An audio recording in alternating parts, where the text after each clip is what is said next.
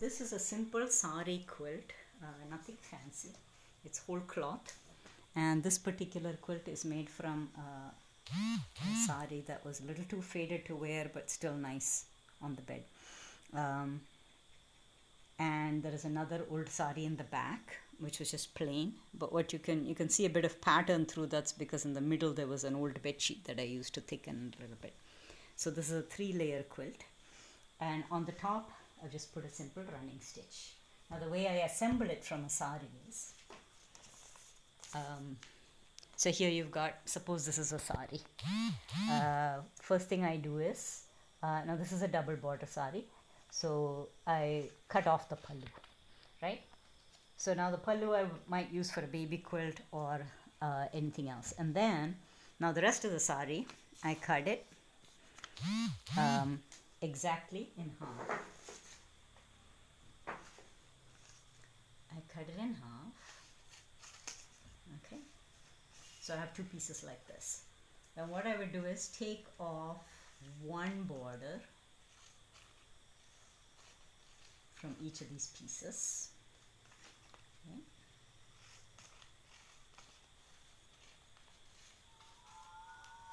Then I stitch these 2 together, so there's a seam running down the center.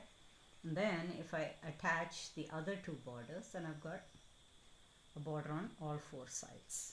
Okay, so now that would look something like this on all 4 sides. So this sari, the way I made it was, I had 2 of these, right? And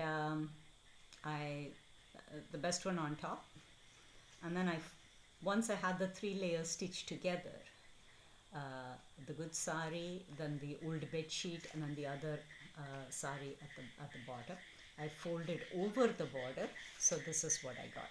So the border was folded over and then stitched very simply. I don't miter the corners or anything, I just do hand stitching, right?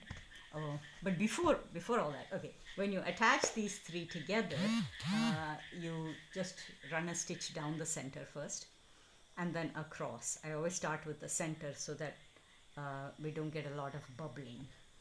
And then I just do simple running stitches either in one direction or in 2 directions. Now if I want to get fancy, with this, I could have used embroidery thread, something that popped, and then done many more lines of stitching, okay, like kanta stitching, the way they do with the running stitch. But my main idea was to use the sari, to use as much of the sari as possible.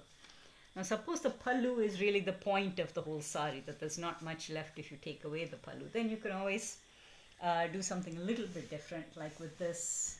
I put the pallu in the center, and then I just cut, because this was silk, I just cut, stuff to fit on either side, because I really like the border and the pallu more than the body of the sari, which had filled it quite a bit.